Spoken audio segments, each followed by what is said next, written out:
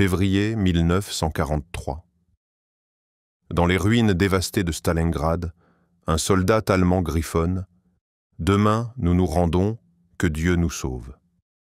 91 000 hommes, pères, fils, Waffen-SS, sont pris dans un nœud coulant soviétique, leur drapeau blanc levé en vain.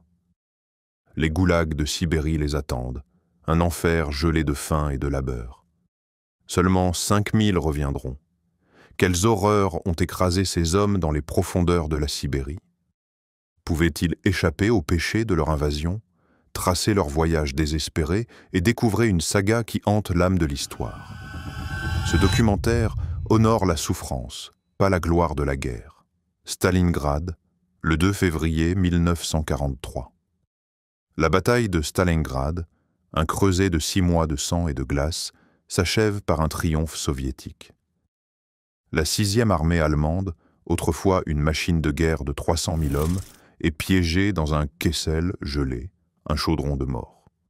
La faim, les engelures et les assauts soviétiques ont fauché 200 000 vies.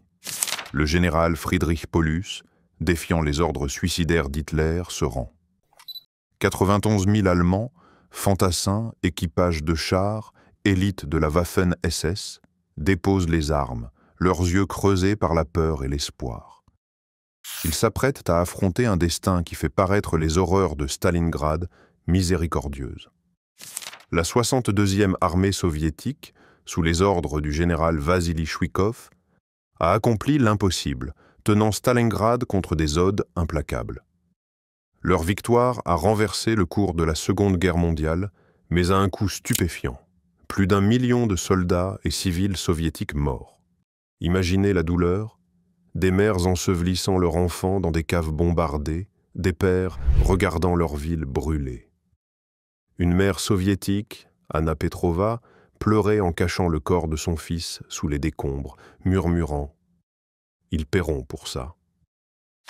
Cela alimenta une haine brûlante pour les envahisseurs allemands qui avaient incendié des villages et massacré des millions. Les captifs, des vétérans marqués par la bataille aux garçons à peine âgés de 18 ans, étaient squelettiques, leurs uniformes en lambeaux dans un froid de moins 40 degrés. Sur les 91 000, 24 000 étaient ablessés, tous affamés, grattant des grains gelés dans les décombres pour survivre. L'effondrement allemand n'était pas seulement physique, c'était une fracture de l'âme. Des lettres saisies par le renseignement soviétique suintent le désespoir. Un soldat écrivait « Je vois le visage de ma femme, mais j'ai peur de ne plus jamais la serrer dans mes bras. » Un autre griffonnait « Hitler promettait la victoire, mais nous a laissés mourir. » Un jeune lieutenant, Karl Weiss, s'effondra dans une usine bombardée, sanglotant. « Nous sommes abandonnés », alors que ces hommes mouraient de faim autour de lui. Même les fanatiques de la Waffen-SS, autrefois inébranlables, murmuraient la mutinerie dans les ruines de Stalingrad, leurs idéaux nazis s'effritant sous l'emprise de la faim. Pour les soviétiques, Stalingrad était une blessure qui saignait la rage. L'ordre numéro 227 de Staline, pas un pas en arrière, faisait de la retraite une condamnation à mort, forgeant une défiance qui écrasa les espoirs allemands. Les hommes de Chouikov combattaient dans les égouts, les caves et les usines dévastées, chaque pâté de maison un témoignage de leur refus de plier. Une infirmière soviétique, Maria Ivanova, se souvenait d'avoir pansé des blessures dans une cave sous les bombes, murmurant aux soldats mourants « Nous les ferons payer ». Ce n'était pas seulement une bataille, c'était une vendetta gravée dans le sang et la neige. La stratégie soviétique était un coup de maître d'encerclement, cartographié comme un nœud coulant se resserrant. L'opération Uranus du général Georgi Zhukov, lancée en novembre 1942, vit les forces soviétiques, plus d'1 million d'hommes, contourner la 6e armée, les coupant de leurs approvisionnements. Les cartes de la steppe du Volga montrent des tenailles rouges se refermant, le bleu allemand coincé dans une poche rétrécissante. Les soldats sentaient le piège se resserrer. Les rations diminuaient, les engelures s'installaient, et les obus soviétiques pleuvaient jour et nuit. Un soldat allemand écrivit « Les rouges sont partout, nous sommes des animaux en cage ». Le tourment psychologique était implacable. Les hommes voyaient leurs camarades mourir dans l'agonie, leurs propres esprits s'effilochant sous le poids de la défaite. Un soldat hallucinait sa famille dans la neige, murmurant leurs noms jusqu'à s'effondrer. Le Kessel n'était pas seulement un champ de bataille, c'était un creuset de désespoir, où l'espoir se flétrissait dans la glace. Je m'appelle Hans Becker, soldat, 6e armée. La reddition semblait un soulagement au début. Mon estomac était vide, mes pieds gelés en noir. Les soviétiques nous rassemblaient avec leurs fusils, criant. Je priais de revoir ma famille, mais la peur me serrait. Nous étions à leur merci. La reddition était le chaos incarné. Les troupes soviétiques, épuisées mais féroces, rassemblaient les captifs au milieu des décombres de Stalingrad. Des images d'archives capturent des hommes émaciés, trébuchant dans la neige, mains levées, leur souffle formant des nuages dans l'air glacé. Les 91 000 incluaient 22 généraux, 2500 officiers et d'innombrables soldats, plus des unités Waffen-SS comme la Leibstandarte, haïes pour leur brutalité. Les soviétiques, marqués par les atrocités allemandes, 2 millions de captifs soviétiques périrent dans les camps nazis, montraient peu de pitié. Certains gardes, survivants de l'enfer de Stalingrad, crachaient sur les prisonniers, leurs yeux flamboyants de vengeance. Un sergent soviétique, Ivan Volkov, dont la famille mourut dans un raid allemand, frappa un captif en grognant « Tu as brûlé ma maison !» D'autres, endurcis par la perte, voyaient les captifs comme des trophées de la résilience soviétique.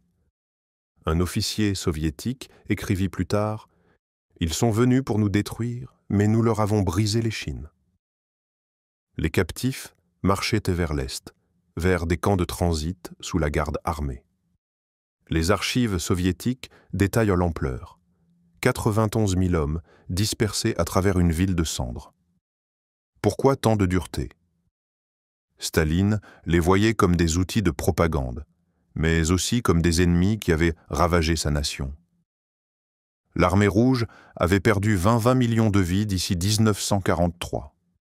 La compassion n'était qu'un lointain souvenir. Les histoires des captifs, brutes comme celle de morningdayancien.com, marquent le début d'un voyage qui coûterait presque toute leur vie. Pour les 91 000 captifs allemands, la reddition n'était pas un salut, c'était la porte vers l'enfer. Ils faisaient face à une marche brutale vers les camps de prisonniers soviétiques, un voyage si mortel qu'il devint la marche de la mort.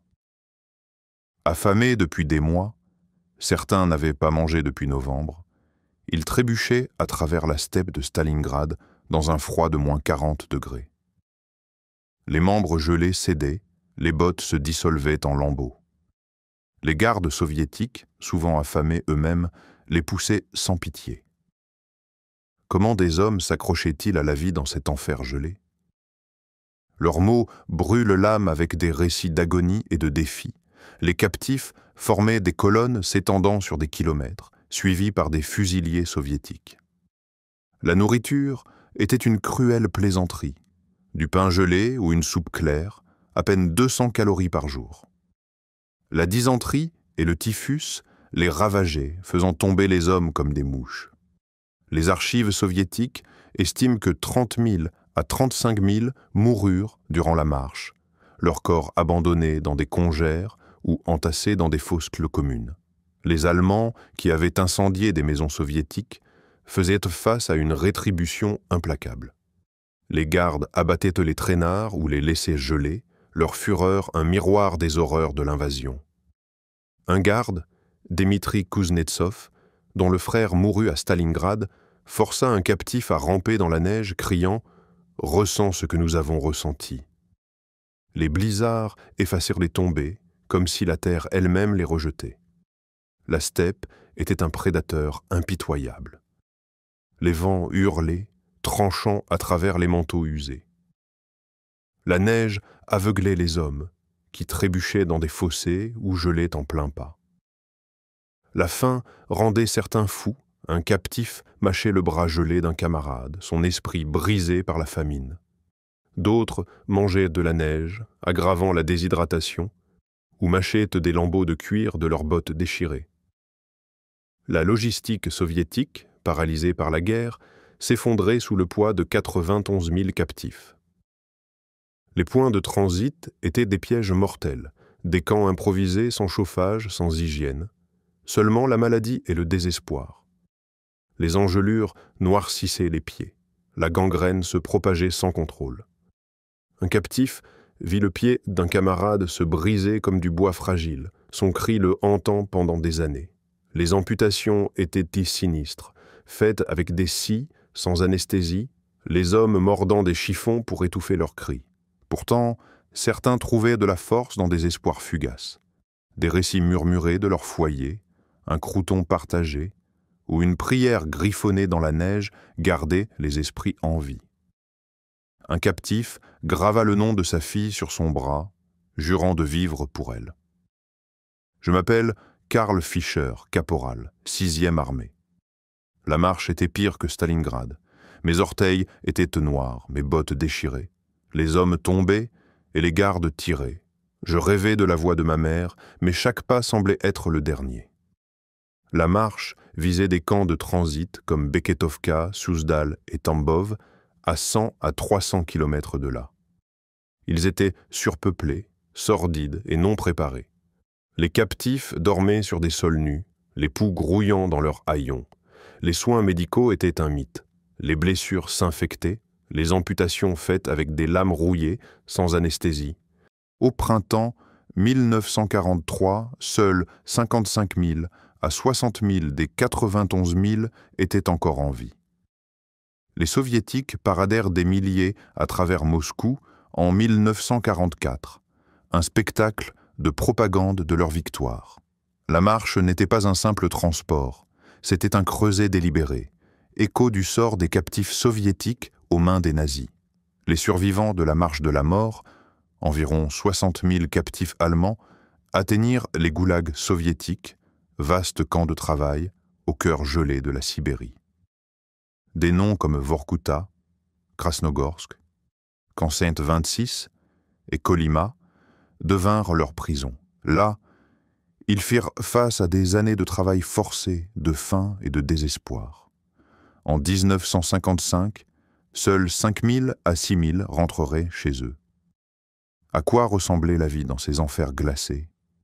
Leurs histoires, brutes et brûlantes, nous plongent dans un monde où la survie tenait à un fil. Les goulags étaient des machines d'anéantissement. Les captifs travaillaient de 12 à 16 heures par jour dans des mines de charbon, des camps de bûcherons ou la construction de chemins de fer, creusant la terre gelée dans un froid de moins 50 degrés. Les engelures emportaient doigts, orteils, même nez.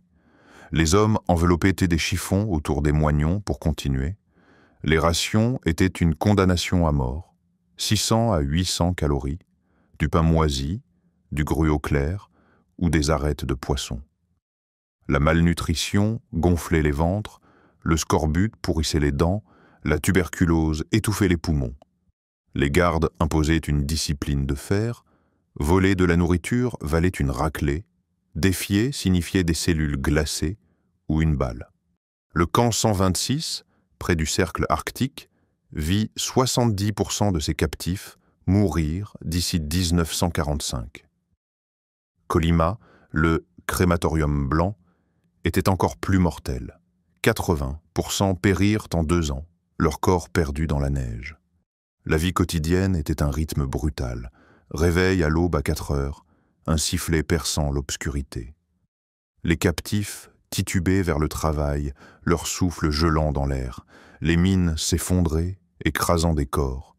Les forêts ensevelissaient les hommes dans des avalanches. Les nuits signifiaient des baraques sans chauffage, des planches de bois pour lit, des poux et des rats comme compagnons. Les gardes, souvent vétérans de guerre, régnaient par la peur, leurs fusils une menace constante. Un captif se souvenait du rire d'un garde alors qu'il frappait un homme à terre, disant « Tu as brûlé mon village, maintenant creuse ». Une hiérarchie de camps émergea, cruelle et impitoyable. Les captifs plus forts ou qualifiés devenaient des trustis, gagnant des miettes en imposant les règles. Cela engendrait la haine, des bagarres éclatées pour une cuillère de gruau. Les faibles, appelés conères, s'effaçaient, leurs yeux vides. Survivre signifiait naviguer dans cet ordre brutal, où un faux pas pouvait mener à la mort. Les trustis amassaient parfois de la nourriture, regardant les autres mourir de faim. À Vorkouta, un charpentier échangea une chaise réparée contre un crouton de garde, un triomphe éphémère. Pourtant, des actes de bonté scintillaient, une chanson murmurée, une cigarette partagée, ou un poème secret griffonné sur une couchette, unissant les hommes contre le vide. Un captif récitait Goethe chaque nuit, sa voix un fragile bouclier contre le désespoir. Je m'appelle Fritz Schmidt, soldat, 6e armée. Vorkouta était un cauchemar gelé. Nous extrayions du charbon, les mains en sang. Je mangeais de l'écorce pour survivre. Des amis mouraient, les yeux vides. Je vivais pour le souvenir de ma femme, mais l'espoir s'évanouissait. Les soviétiques distinguaient les captifs Waffen-SS, les qualifiant de zélotes nazis. Beaucoup furent exécutés ou travaillaient à mort à Kolyma, où l'air lui-même semblait étouffer la vie. Les soldats réguliers souffraient presque autant. Les soins médicaux étaient une farce cruelle. Les hôpitaux étaient des hangars où les hommes mouraient seuls, leurs cris résonnant. Un captif vit un médecin scier une jambe gangrénée, sans anesthésie, les hurlements du patient secouant la pièce. La maladie était implacable. Le typhus balayait les camps, laissant des corps empilés comme du bois de chauffage. À Kolyma, des hommes hallucinaient leurs proches dans la neige, leurs esprits s'effondrant avant leur corps. Je m'appelle Heinz Müller, Waffen-SS. Les soviétiques nous haïssaient le plus. Nous construisions des chemins de fer, sans repos, sans chaleur. Des hommes se tiraient dessus pour échapper. J'ai survécu en engourdissant mon âme, mais je vois encore leur visage. Survivre demandait de la ruse. Les captifs formaient des fraternités secrètes, partageant de la nourriture ou des lettres volées. Les charpentiers ou mécaniciens troquaient leurs compétences contre du pain. Environ 2000 captifs de Stalingrad rejoignirent des comités anti-nazis soviétiques, comme le Comité national pour une Allemagne libre, diffusant de la propagande pour des rations. Cela déclenchait des accusations de trahison, des bagarres éclatées, les hommes déchirés entre survie et honneur. Un captif écrivit « Nous combattions le froid, mais aussi les uns contre les autres. » À Vorkouta, un ancien enseignant mena une révolte secrète, murmurant des plans jusqu'à ce que les gardes l'écrasent, le laissant geler dans un fossé. Le tribut psychologique était un tueur silencieux. Les captifs luttaient contre le désespoir, la culpabilité et les fantômes de Stalingrad. Des lettres non envoyées déversaient des regrets, l'une disait « Je rêve des ruines de Stalingrad. C'est là que je suis mort, bien que je respire. » Certains trouvaient du réconfort dans de petits actes, graver des croix pour les morts, murmurer des prières. D'autres perdaient la foi, leurs esprits brisés par le froid incessant. Des rituels de survie émergeaient, compter les pas dans la mine, réciter des poèmes, imaginer des repas perdus. À Krasnogorsk, un captif dessinait sa famille sur une planche, la regardant chaque nuit pour se souvenir pourquoi il vivait. Les dilemmes moraux les hantaient, rejoindre des groupes anti-nazis et trahir des camarades ou mourir de faim pour la loyauté. Ces choix marquaient leurs âmes, faisant de la survie une victoire à la Pyrrhus. En 1945, seuls 20 000 captifs de Stalingrad restaient en vie. Le typhus, la faim et l'épuisement emportaient des milliers chaque mois. Les archives soviétiques montrent que 3 millions de captifs allemands moururent, reflétant les 3 500 000 captifs soviétiques tués par les nazis. Les goulags étaient une punition pour les péchés d'une nation. Pourtant, l'humanité des captifs scintille dans leurs histoires, écho des confessions crues de morningtheancien.com. La fin de la Seconde Guerre mondiale, en 1945, n'apporta aucun salut aux captifs de Stalingrad. Sur les 91 000 pris en 1943, seuls 20 000 survécurent au goulag. Les derniers rentrèrent en Allemagne en 1955, une décennie plus tard, à jamais changé. Leur retour était un règlement de comptes amers, familles disparues, villes reconstruites, leurs histoires ensevelies dans la honte ou le silence. En Allemagne de l'Ouest, ils étaient plaints comme victimes de la cruauté soviétique. En Allemagne de l'Est, méprisés comme criminels de guerre. Quel héritage ces 91 000 hommes ont-ils laissé? Comment leur histoire résonne-t-elle dans nos cœurs aujourd'hui? L'épreuve des captifs était un pion de propagande. La parade de Moscou de Staline en 1944, exhibant 57 000 prisonniers, dont des survivants de Stalingrad, vantait la puissance soviétique. Les nazis exploitaient leurs souffrances pour diaboliser les soviétiques, ignorant leurs propres atrocités. À Nuremberg, les SS furent jugés pour la mort de millions de captifs soviétiques, mais le traitement des Allemands par les soviétiques suscita moins d'indignation mondiale. Les historiens estiment que 90% des captifs de Stalingrad périrent, faisant partie des 3 millions de morts allemands aux mains des soviétiques, un sombre miroir des 3 500 000 captifs soviétiques tués par les nazis. Les mémoires des survivants, comme ceux sur morningtancien.com, perçant le voile de la politique. Des hommes comme Hans Becker écrivaient sur la culpabilité, la perte et la résilience. Un journal confessait « J'ai survécu, mais laissé mon âme en Sibérie ».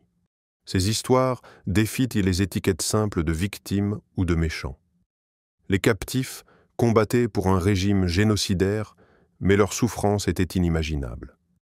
Certains rentrèrent pour prêcher la paix, rejoignant des mouvements anti-guerre en Allemagne de l'Ouest.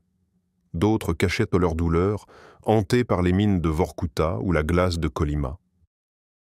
Les blessures psychologiques suppuraient. Les survivants se réveillaient en criant, revivant les ruines de Stalingrad ou les tombes des goulags. Les familles cherchaient des réponses, s'accrochant à des lettres fanées ou des récits murmurés. Dans les années 50, les campagnes ouest-allemandes se mobilisaient pour les derniers prisonniers, leur sort une blessure nationale. En 1955, seuls 5 000 à 6 000 revinrent, des hommes brisés dans la trentaine ou la quarantaine, vieillis au-delà de leurs années. La réintégration était brutale, les emplois rares, la stigmatisation lourde. Un survivant fut rejeté par ses voisins, sa survie qualifiée de trahison. Les groupes de vétérans offraient un refuge, où les hommes partageaient des récits trop crus pour les étrangers. La culpabilité des survivants rongeait. Pourquoi eux, quand leurs camarades périssaient? Un captif revenu écrivit « Je vis, mais je porte leurs fantômes ». Certains parlaient des cicatrices de la Sibérie à voix basse, avertissant du coût de la guerre, leurs mots résonnant dans les conflits modernes comme celui de l'Ukraine, où les prisonniers affrontent des sorts similaires. Aujourd'hui, leur sort suscite un débat acharné. Les publications sur X se divisent, certains pleurent bien leur souffrance, d'autres condamnent leurs liens nazis. Les historiens voient un labyrinthe moral. Des hommes qui ont servi le mal, mais ont enduré l'enfer. Volgograd, moderne, autrefois Stalingrad, abrite Mamaïev-Kourgan, où les morts russes et allemands sont pleurés comme un seul. Les cérémonies annuelles réunissent les descendants, déposant des fleurs pour clore le passé. Les familles allemandes pleurent les pères perdus, les vétérans russes honorent leurs tombés. L'histoire des captifs résonne à l'échelle mondiale. Pensez aux guerres modernes où les prisonniers disparaissent dans des camps, leur sort débattu à voix basse. C'est un avertissement. La guerre met l'humanité à nu, ne laissant que des cicatrices. L'armée perdue de Stalingrad, 91 000 captifs allemands, s'évanouit dans les goulags de Sibérie. Seuls 5 000 à 6 000 revinrent pour raconter leur histoire. Leurs récits de famine, de labeur et de survie déchirent le cœur brutal de la guerre. Étaient-ils victimes, envahisseurs ou les deux? Leurs récits crus et hantants exigent que nous affrontions le coût humain du conflit. C'est un chapitre de la saga de Stalingrad, mais l'histoire n'est pas terminée. Rejoignez-nous pour d'autres épopées.